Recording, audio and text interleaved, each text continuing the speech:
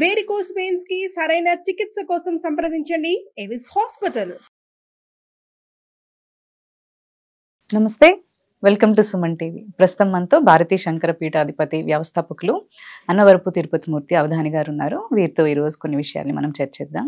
నమస్తే అండి గురుగారు. ఓం శ్రీ మహాగణాధిపతయే నమః. గురుగారు, మనకి ఇప్పుడు 30వ తారీఖు నుంచి శ్యామలా నవరాత్రులు జరుగుతున్నాయి కదా, వస్తున్నాయి. అయితే మనకి ఆ టైంలో ఎలాంటివి మనం వ్యవహరిస్తే, అంటే పూజలు కానీ ఏమన్నా మనం పాటించినట్లయితే మంచి మనకి ఎలా జరుగుతుంది అంటారు? ఏం జరుగుతుంది?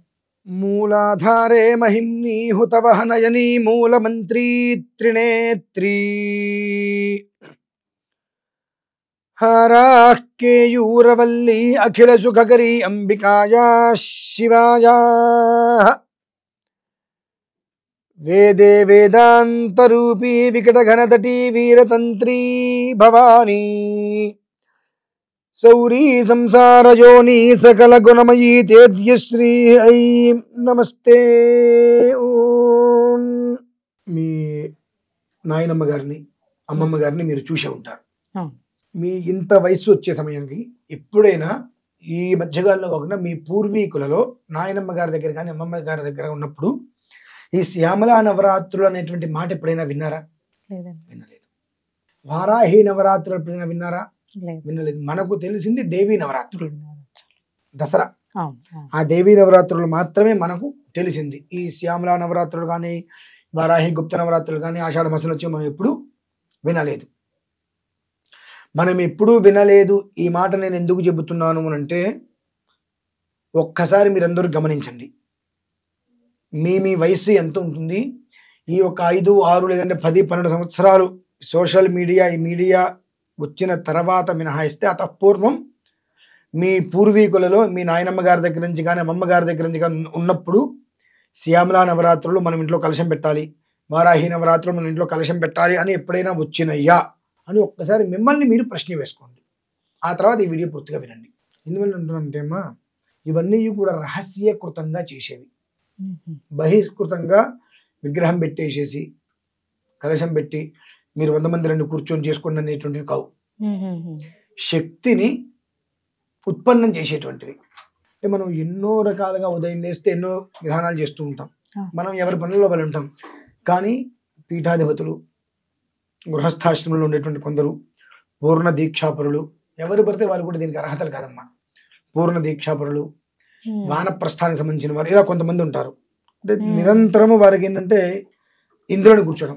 అటువంటి వారు వీటిని దీక్షగా చేస్తారు. ఎందువల్ల చేస్తారు అని అంటే, యద్రాత్రయాత్ కురుతే పాపం తద్రాత్రయాత్ ప్రతిముచ్యతే. ఏ రాత్రి చేసిన పాపం ఆ రాత్రి పోవాలి. ఎప్పటి పాపం అప్పుడే పూర్తిగా నిర్వీర్యమైపోయి మనిషి సుఖంగా ఉండాలి అంటే భగవంతుడి యొక్క శక్తి సమగ్రంగా ఉండాలి. ఆ సమగ్రంగా భగవంతుడి యొక్క శక్తి ఉండాలంటే ఇప్పుడు మనం ఉన్నటువంటి ఈ లోకంలో కష్టం, అందరూ చేయలేరు. కనుక కొన్ని విధానాలుగా కొంతమందికి దాన్ని చెప్పేశారు, ఈ సమయంలో మీరు దీన్ని చేసుకోండి అని. అది మీరు వచ్చారా వాళ్ళు వచ్చారా సంబంధం లేదు, నేను చేశానా లేదా అనేటువంటిది అక్కడ నాకు సంబంధం. ఎప్పుడైతే అంతర్ముఖ సమారాధ్య బహిర్ముఖ సుదుర్లభ, రహస్యకృతంగా చేయవలసింది ఎప్పుడైతే మనం బాహ్యకృతంగా చేశామో అందులో పుణ్యం మొత్తం నాశనం అయిపోతుంది. 1000 రెట్లు పాపం అనేటువంటిది ప్రతి ఒక్క మనిషికి తగులుతుంది. ఖచ్చితంగా అనుభవించి తీరుతారు. 15 సంవత్సరాలుగా మనం చూస్తున్నాంగా, వారాహి నవరాత్రులు రాగానే విపరీతంగా ఇలా చేయండి, అప్పుడు రండి, ఇక్కడ రండి, ఇక్కడ రండి అని చూస్తున్నాం. శ్యామలా నవరాత్రులు వస్తే చూస్తూనే ఉన్నాం, మీరు రండి, వాళ్ళు రండి, వీళ్ళు రండి అని. ప్రమాదాలు అవుతున్నాయా? అరిష్టాలు ఆగినాయా? ఏవాగినాయి? మరి ఇంకా పెరుగుతూనే ఉన్నాయిగా. ఏది చెయ్యాలో, ఎప్పుడు ఎలా చెయ్యాలో అది అప్పుడు అలా చేస్తేనే దాని యొక్క ఫలితం. కాదు ఎలా పడితే అలా చేస్తాను అంటే, నేను ఒక విషయం చాలా పచ్చిగా మాట్లాడతాను, దయచేసి ఎవరు ఏమనుకోకండి. ఎందుకంటే అర్థం కావడం కోసం మాట్లాడుతున్నా. పెళ్లి ఎంతమంది చేస్తారండి? ఎంతమంది కలిసి చేస్తారు? కొన్ని 100 మంది కలిసి పెళ్లి చేస్తారు. కానీ తండ్రి మాత్రం వాడు ఒక్కడేగా కావాల్సింది. అంటే ఈ మాట నేను మాట్లాడకూడదు. ఎందుకు మాట్లాడుతున్నానంటే, ఏది ఎప్పుడు ఎలా చేయాలి. 1000 మంది బంధువులు వస్తున్నారు పెళ్లికి, కానీ ఆ 1000 మంది వచ్చినప్పుడు అందరూ సెకండ్లు ఇచ్చుకుంటారు, అందరూ ఒకరొకరు మాట్లాడుకుంటారు. తండ్రి అయినప్పుడు మాత్రమే అందరూ వచ్చి వాడికే సెకండ్ ఇస్తారు. అంటే తండ్రి మాత్రం వాడు ఒక్కడే కావాలి. అది ఎలా అయితే కనుక ఉంటుందో ఇది కూడా ఏది ఎప్పుడు ఎలా చేయాలి అనేటువంటిది ఉంటుంది. అది తప్పి చేస్తే ఏమవుతుందమ్మా? తల్లి నిజం, తండ్రి నమ్మకం. తల్లికే పుట్టాడు, అది నిజం. ఆ తల్లి ఎవరినైతే తండ్రిని చూపిస్తుంది వాడినే కదా వాడి పిల్లవాడు నాన్న అని పిలిచేది. ఆ తండ్రి ఏంటి? నమ్మకం.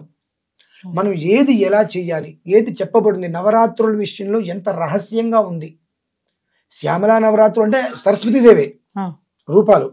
ఇది ఎలా చెయ్యాలి, ఎంత రహస్యకృతంగా చెయ్యాలి అనేటువంటిది కొన్ని లక్షల సంవత్సరాల క్రితమే రచింపబడినది. దాన్ని మొత్తం గంగలో తొక్కేసేసి, బూడిదలో పూసేసి, తగలబెట్టి, మంట పెట్టి, నాశనం చేసి ఇవాళ మనకు అవసరమైనట్టుగా మనం చేసుకుంటామమ్మా. అది ఎంతవరకు ధర్మం మనం తెలుసుకోవాలి. నేను కూర్చుండే ఇక్కడ శ్యామలా నవరాత్రులు నేను చేస్తున్నాను, మీరందరూ బయలుదేరి రండి, పూజకి రండి, తలా ఇంత కట్టేసండి అంట. వస్తారు, అందరికి అంత పాపం నేను పంచినట్టేగా.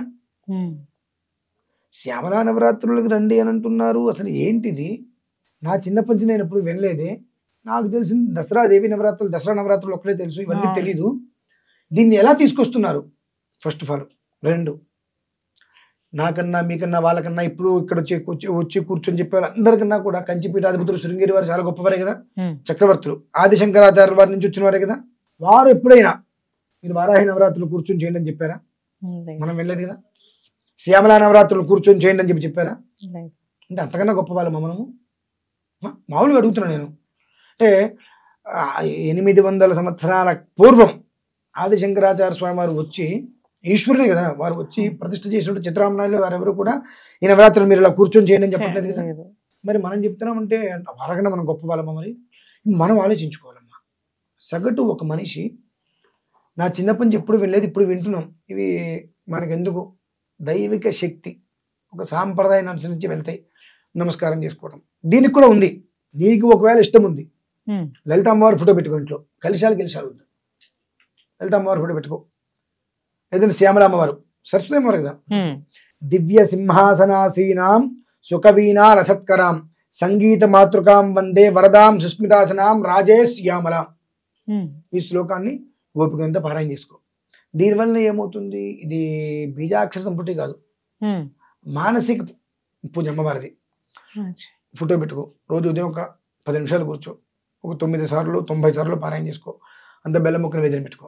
దీనివల్ల ఏమవుతుంది అంటే నీకు ఏదైనా ఉండేటువంటి ఉద్యోగరీత్యా కానీ ఏదైనా సమస్యలు ఉన్నాయంటే గట్టెక్కుతావు. అంటే నేను కలశం పెడతా, అర్చన చేస్తా, ఆరాధన చేస్తానంటే అది ఖచ్చితంగా పుణ్యమేమో కానీ పాపమైతే ఇస్తుందమ్మా.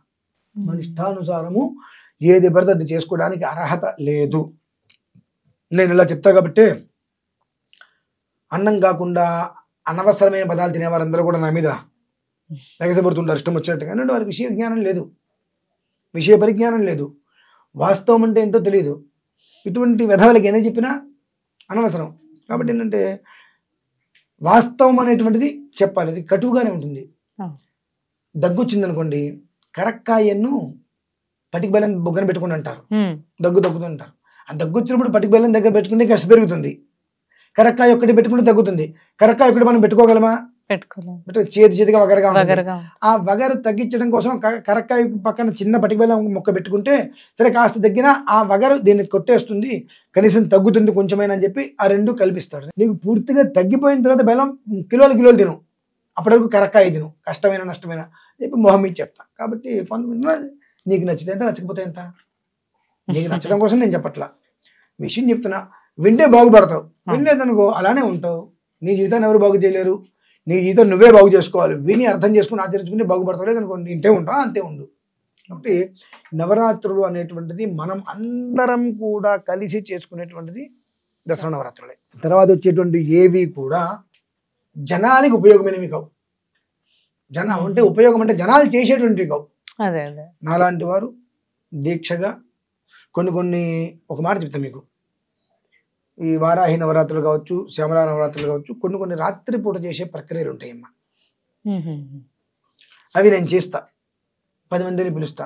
నేను ఏదో బురద గుమ్మడికాయ పెడతాను, దానికి ఏదో చేసినప్పుడు అమ్మాయి ఏదో తంత్రం చేస్తున్నా అనుకోవడానికి అవకాశం ఉంటుంది. ఆ అక్షతలు కూడా నేను నలుపుతో కలిపి తయారు చేస్తాను. సపోజ్ చూసినప్పుడు ఏమనిపిస్తుంది మనకి వెంటనే, మా అమ్మ ఏదో చేస్తున్నా అంటే ఇవన్నీ కూడా అమ్మవారికి శక్తినిచ్చేటువంటివి. కాబట్టి అమ్మవారికి శక్తినిచ్చేటువంటివి మనం గుళ్ళలో నివేదన పెడుతుంటే కష్టం వేసేస్తారు. ఎందువలన? దృష్టి పడవద్దు. 10 మందికి చేసేటువంటి విధానానికి అమ్మవారికి చేసే విధానానికి తేడా ఉంటుందిగా.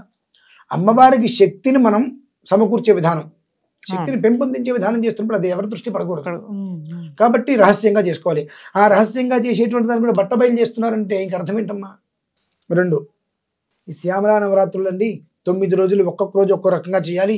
ఈ రోజు ఈ ప్రసాదం పెట్టండి, ఈ రోజు కర్పూరం పెట్టండి, ఈ రోజు ఖర్జూరం పెట్టండి, ఈ రోజు ఈ ప్రసాదమే పెట్టండి, నేను చెప్పిన టైంలోనే పెట్టండి అని చెప్పి అనుకోండి, లక్షల వ్యూవర్షిప్ వెళ్తుంది. అన్ని లక్షల మంది జీవితాలు నాశనం. చైనా తెలియదు. అన్ని లక్షల మంది జీవితం బూడిదలో పోసిన పన్నీరు. ఏం లేదు, మళ్ళీ మొదటి నుంచి రావడమే. తెలుసుకోవాలి. ఇవాళ కాకపోతే రేపుతో ఇంకో 10 ఏళ్ళకైనా తెలుసుకుంటే అక్కడి నుంచి జీవితం బాగుపడుతుంది. కాబట్టి శ్యామలా నవరాత్రులు అనేటువంటిది బహిర్గతంగా చేసేటువంటిది కాదు, అంతర్గతంగా నేను నా పీఠంలో చేస్తే మీకు చెప్పాల్సిన అవసరం నాకు లేదు, మీకు చెప్పాల్సిన అవసరం నాకు లేదు, నేను చేసుకోవాలి. ఒకవేళ మీకు ఎందుకు చెప్పాల్సి వస్తుంది, ఒకవేళ చెప్పాల్సి వస్తే ఆ నవరాత్రులు జరగడానికి ఖర్చు కావాలి. ఖర్చు నేను ఒక్కరిని భరించలేను కనుక మీకు చెప్తా. మీరందరూ తలా రూపాయి ఇచ్చారనుకోండి, ఆ రూపాయి ద్వారా పూజ వెళ్తుంది. ఆ రూపాయి ఫలితం ఎవరికి వస్తుంది? ఇప్పుడు ఆ పూజ నడవడానికి కారకులు ఎవరు అయ్యారు? ద్రవ్యం సమకూర్చడానికి మీరు అయ్యారు. అండ్ ఆ రకంగా మీకు ఆ పుణ్యం రావటమే తప్పితే నేను కూర్చొని కుంకుమ వేస్తాను, నేను కూర్చొని నక్షత్రాలు వేస్తాను, పూలు వేస్తాను, పుష్పాలు వేస్తాను, ఇంకో తీసుకొస్తాను, మళ్ళీ వజ్రాలు దండ వేస్తాను, ఉపయోగం లేదు. అక్కడ జరిగేటువంటి దానికి మన కృతంగా ఏదో ఒక ద్రవ్యం వెళ్ళాలి, మనం ఉండక్కర్లా, మనం ఉండాల్సిన అవసరం లేదు. కాబట్టి అన్యథా శరణం నాస్తి త్వమేవ శరణం మమ. కాబట్టి అమ్మా నీకు నమస్కారం చేస్తున్నాను, వాళ్ళు ఎవరో పూజ చేస్తున్నారట, నాకు చాతైంది నేను సహకారం చేస్తున్నాను, కాపాడుతుంది. ఈ దివ్య సింహాసనాసీనం అనేటువంటి శ్లోకం మీకు నేను ఇస్తాను, అందులో వేసుకోవచ్చు. ఆ శ్లోకం వాళ్ళు చదువుకుంటుంటే చాలమ్మా. అంతే తప్ప అక్కడ కూర్చొని కలశం పెట్టుకొని ఇవన్నీ చేసుకుంటానంటే లేనిపోయినటువంటి పాపాన్ని మూడగట్టుకోవటమే. దేవుడికి చేస్తే పాపాన్ని మూడగట్టుకోవటం ఎలా అవుతుందండి? మీరు మూర్ఖంగా మాట్లాడుతున్నారు, మీరు మహాకోపిష్టిగా చెప్తున్నారు, భయపెట్టేస్తున్నారు అంటే నీ కర్మ నువ్వు అనుభవిస్తావు. ఏది ఎప్పుడు ఎలా చేయాలో అలా చేయాలి. నీకు ఇది చేస్తే మంచిది కాదు నాన్న అంటే నేను దేవుడి పూజ చేస్తా అంటే ఇక నీ ఇష్టం. దేవుడి పూజ కాదు అక్కడ విధానం, అక్కడ రహస్యకృతంగా చేయవలసింది. బీజాక్షర సంపుటితోటి, బీజాక్షర మాలతోటి రహస్యంగా చేయవలసింది. తలుపులు వేసుకొని దగ్గర కూర్చొని. వరాహేమవారు ఉన్నారుగా కాశీలో, మరి ఉదయం కానీ మూసేస్తున్నారుగా, వాళ్ళు పెచ్చవెధవలా? ఇంతమంది జనాలు వస్తున్నారుగా, తలుపు తీసేట్టు పెడితే వాళ్ళకి డబ్బులు వస్తాయి, ఎందుకు తీసేట్టు పెట్టట్లా? విధానాలు ఉంటాయి. దాన్ని ఎప్పుడైతే తప్పి చరిస్తామో కుటుంబం రోడ్డు మీద పడుతుందమ్మా. కాబట్టి అటువంటి అనవసరమైన పనులు చేయకూడదని చెప్పి నేను మీకు హెచ్చరిస్తున్నా. ఇతరులకు ఇష్టం. అలాగే గురుగారు, ధన్యవాదాలు.